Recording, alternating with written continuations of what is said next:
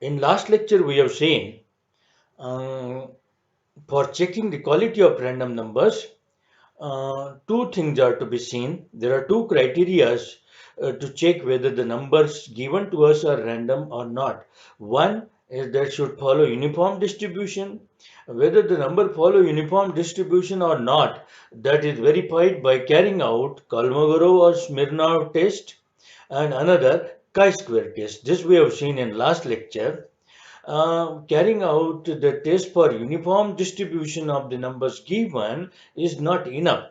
You have to carry out the test to verify whether the numbers are independent of each other, and for verifying that you have to find out autocorrelation coefficient. If the autocorrelation between the numbers is zero, that means there doesn't exist correlation between the number, that means they are independent. And if there exists correlation, autocorrelation between the numbers, then those are dependent on each other. Those are not independent. Okay. So for seeing whether the numbers are, what is autocorrelation, we have to first understand what is correlation. Okay. Correlation exists in two columns of data. For example, A and B or X and Y, better X and Y. There are two columns, X and Y. Whether there exists the autocorrelation, whether there exists correlation between these two data is primarily verified by seeing that by the increase in one data, other data also increase, other column value also increase. And by if that kind of relationship exists, then we say that there is positive correlation in between the data. If by increase of if x increases, y decreases, then and if this happens for all the values, we say that there is negative correlation in between the data, right? So correlation, what degree of correlation exists in between the two columns of data, that is given to us by correlation coefficient. That correlation coefficient is covariance between xy, covariance xy divided by sigma is standard deviation of x into standard deviation of y. Okay, what is standard deviation of x?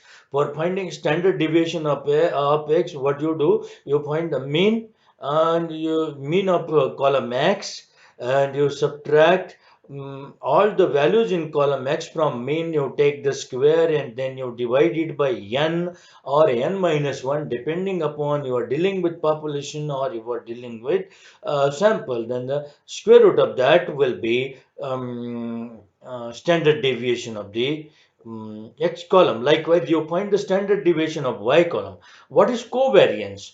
Covariance is given by this formula, right? What is that? Summation x minus x bar into y minus y bar, all right, divided by n minus 1, right? So that is covariance between x and y, right? Had it been covariance between x and x, what it would have been? Summation x minus x bar into x minus x bar upon n minus 1. That would have been nothing but variance, square of sigma, right? Square of sigma x, right? So you have understood what is correlation. Now, what is autocorrelation? If both the columns are of x, then it will be autocorrelation between x and x. Okay, simply autocorrelation we'll be calling it. Like here you see there is column A and there is column A here. Both the columns are same, of course, and the correlation in between these two columns will be exactly equal to 1, because covariance xy in that case will be sigma x square, sigma a square divided by sigma a into sigma a. All right, and that will be equal to 1.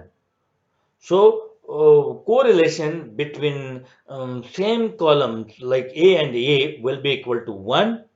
But now what we do for finding autocorrelation, this correlation, autocorrelation is 1 if it is row 0 0.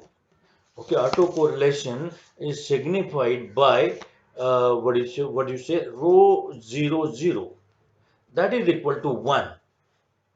Okay, what is this 0 0? We will be looking at it very soon. All right. Now what is done? The second column is pushed little down, like is done here. This is first column and this is second column. Second column is pushed by one value. Okay, then that is called as shift, right? And if we are interested in finding our cycle is moving by the span of 3, like we are having our first value 1, then next value 4, then next value 7, then next value 10. Okay, so we are leaving three numbers in between, and then might be pattern doesn't exist in consecutive numbers. That might exist in it might exist after a certain lag. Like there is 1, there is 4, there is 7, there is 10. That should not happen in case of random numbers. Okay, here there is a definite pattern, but in random numbers there won't be pattern like here. Pattern like it exists here. So this length is called as lag. 1, then 4. That lag is of 3 here. Then 4, after 4 there will be 7, after 7 there will be 10. This is called as lag of 3. Lag of 5 will be after first value, then it will be 6, and then it will be 11, then it will be 16, and so on. Right? So these are the two terms. First is I and second is M. So autocorrelation is signified by rho, and this two subscript I signifies the shift, the amount by which data is shifted. Like here it is shifted by 1. Okay, so shift here is 1, right? And lag here is 3. So auto we will be if I say row 1 3, that means data is shifted by 1 and there is lag of 3. Okay, now row 0 0 will mean that data is not shifted and there is no lag also. In that case, both the columns are same, and in that case correlation or autocorrelation will be equal to 1. So this was just to tell you, give you a little idea of autocorrelation, because we'll be using that autocorrelation in verifying whether our numbers have some kind of pattern or there exists any kind of autocorrelation in the numbers we are referring to. So this concept of verifying whether the data provided to us is independent or not, we will be carrying out autocorrelation test. Okay, so here you are given numbers, you are given 50 numbers. Okay, here there are 50 numbers. Just check here, in each of the row there are 10 numbers.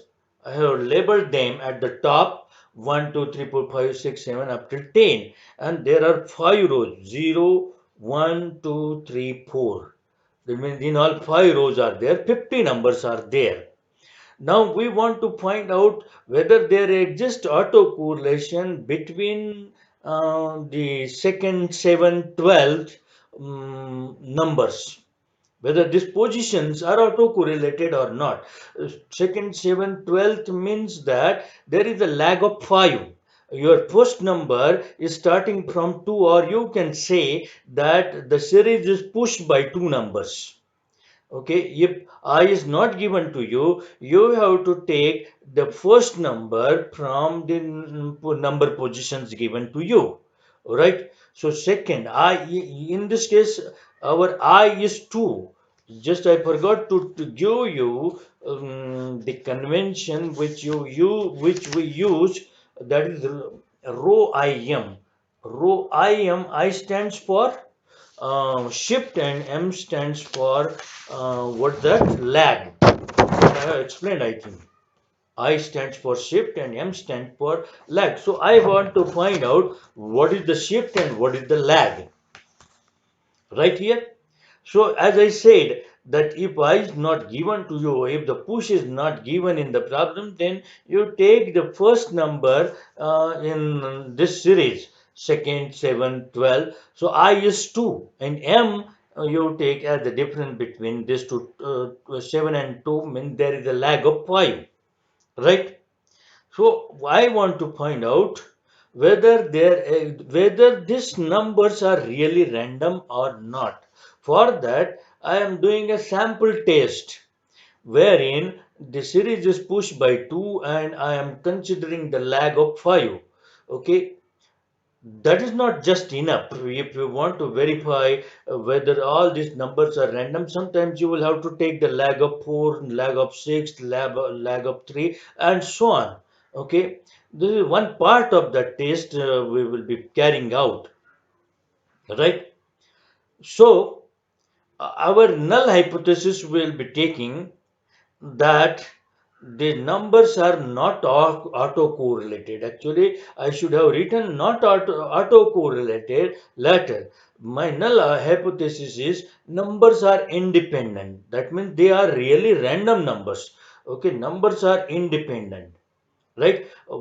What will justify or what is the test for independence? That the test for independence is rho im. That means there should not be auto correlation. Hmm? For the shift and lag given, the rho im is equal to 0. That means they are not auto correlated, right? That is my null hypothesis. And alternate hypothesis is numbers are dependent.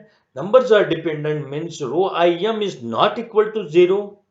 Okay, and that means they are auto correlated. This is null and alternate hypothesis we have given, right? In this case, I have already explained to you your I is equal to 2 and lag is equal to 5. Now, for using the formula, I first have to find out uh, M value. That means how many terms I have to deal with in this case.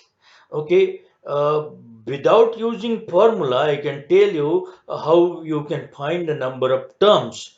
For example, what you will be doing, you will be starting with 2. Okay, then 7. 2, 7, then 7 plus 5, 12, 5 plus 12 plus 5, 17. Okay, 12, 17, then 22, 27, then 32, 37, then 42, 47. All in all, in this particular case, you are dealing with 10 numbers. And M value is 2 less than. I won't go into that formula derivation, etc. M value is 2 less than the total number of numbers you are dealing with. Okay. So, or by using the formula for finding this capital M, total numbers concerned. Okay. So that is given by I plus M plus 1 into bracket multiplied by N should be less than or equal to total number of numbers. Okay. Total number of numbers given to you are 50. You are starting your first number from second position and then you are moving m plus 1 times with the lag of m. So this total count should be less than n. So if I put I is equal to 2 here because I know I equal to 2 and m equal to 5. So 2 plus m plus 1, capital M plus 1 into 5 is less than equal to 50. Right? So what I'll be doing, I'll be simplifying because this equation or any equation has only one unknown, so I can easily find it. So this 2 I'll be taking to this side, 50 minus 2, that is 48. 48 divided by 5 minus 1 gets me 9.6. Actually 9.6 minus 1, 8.6. I'll be truncating fractional part. So m value comes equal to 8. That's what I said to you. All right. You count the numbers with which you are concerned: second, 17, 12, 20 seconds, 7, 12, 17. You have 8, 10 numbers, and from this 10 you subtract 2, you will be getting your m value. All right. That was another way of getting this m value. Now, once you get m value, you simply have to put this m value into formula for finding autocorrelation. Okay, now I am interested in finding autocorrelation, that is rho cap I is 2, m is 5. Hmm? How do I find autocorrelation? You remember this formula or you remember this? This is more easy for explaining. From this explanation, I will come to this formula. Okay. So what you have to do, rho 2 for you is equal to 1 by 9. Where from this 9 is coming? This is basically m plus 1. M we have calculated to be equal to 8. Okay, m plus 1 will be equal to 9. In bracket, the terms in bracket are interesting. They are making the chain. Chain product, I'll say. What is done? See, second term multiplied by 7th term plus 7th term multiplied by 12th term plus 12th term multiplied by 17 terms plus 17 multiplied by 22nd, and so on up till I move this chain, 22 into 27, 20 plus 27 into 32, so on up till R 42 into 47. And in formula, you have to find this and finally subtract from it minus 0.25. That is the part of formula. Now, what formula is? Formula is simply 1 upon m plus 1 into bracket summation, where k varies from 0 to m, ri, ri plus km into ri plus k plus 1 into m. Okay, so I won't get into explanation of this formula, because more than remembering this formula, its implementation is easy. Okay, it is the change the sum of the product of the terms with which you are concerned. R2 into R7 plus R7 into R12 plus R12 into R17, and so on. But finally, don't forget to subtract 0.25, and this whole product is to be divided by m plus n. Okay, so you get this value equal to minus 0.02839. Okay, by putting the values at this position from these numbers, random numbers, so called random numbers, what I get: second position random number is 0.16, seventh position random number is 0.30, then 0.30 into 0.56, so on up till last 0.23 into 0.46. I'm sorry, I think that was not 0.46, that was 0.39. Okay, you may correct. There will be a little bit of correction here. This is 0.39, because this 47th position number is 0.39. Okay, rest of the, let me check. 0.30, then 0.56, then 0.59, then 0.4, 0.45, then 5.45, then 0.64, then 0.49, and then 0.49, then 0.41, then 0.23 and 0.39. Only last number was by mistake written as 0.46. Thereby there will be little correction in this value, not so much of correction. Okay, you can find that out. So this value is coming out to be minus 0.02839.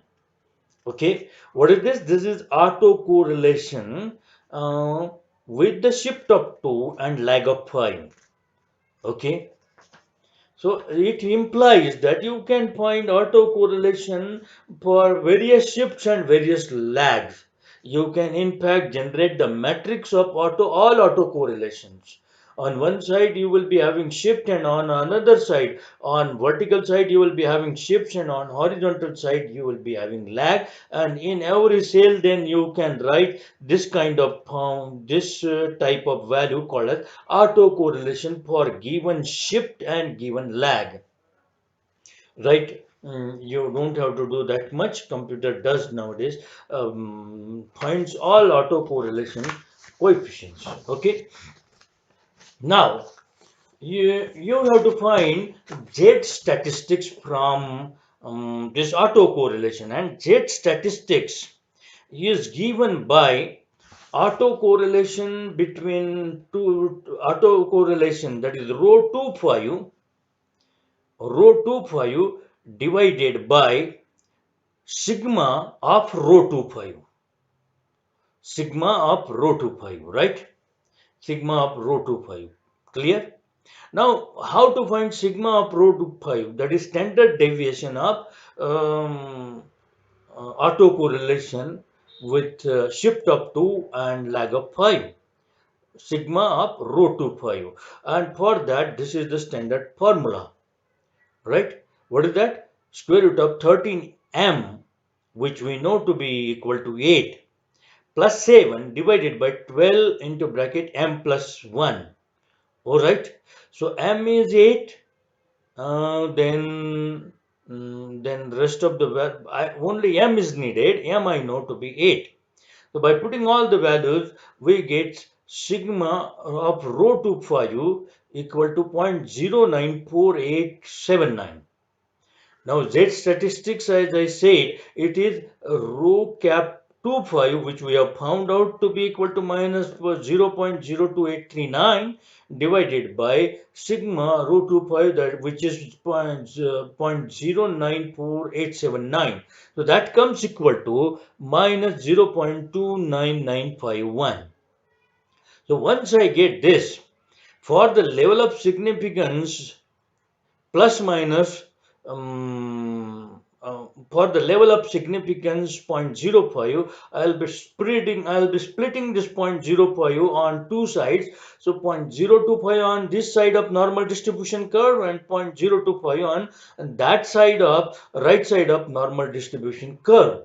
Okay, so Z for 0.025 from normal distribution table I get minus 1.96 if you check normal distribution table, and other side will be plus 1.96. So your z statistics which you so if your z statistics lie between minus 1.96 to plus 1.96, that means you have to accept your null hypothesis. What was null hypothesis? Null hypothesis was that the numbers given to you are independent. The rho im, in our case, rho 25 is equal to 0 was our null hypothesis. So you have to accept the null hypothesis, and it will mean that every fifth number starting from second number is random number. It is independent of each other, right? Like there is no dependence in second and fifth and seventh and 12th and so on.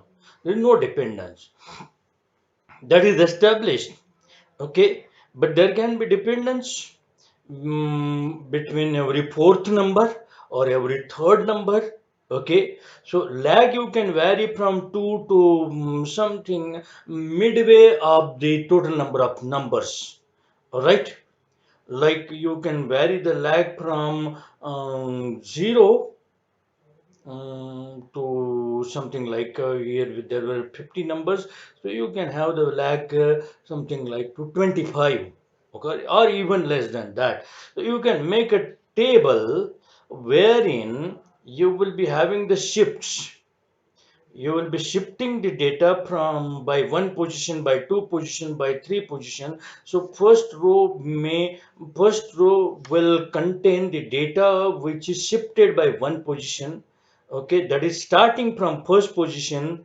Then starting from second position will the second row will be corresponding to it. So likewise third row will be corresponding to the data starting from third position, and so on. Then on the column sides, there could be lag of 1, there could be lag of 2, like here there was lag of 5, it could be 3, it could be 4, it could be 5, 6, 7. So you can get this table. And in this table, you will be having all row IM values, which are found by this method. And if all of them are lie between plus minus 1.96, then we can say that the quality of random number is really good. All the numbers are random numbers. There is no dependence in the numbers from whatever number they start and whatever be the lag. Okay, so here we stop. Thank you very much.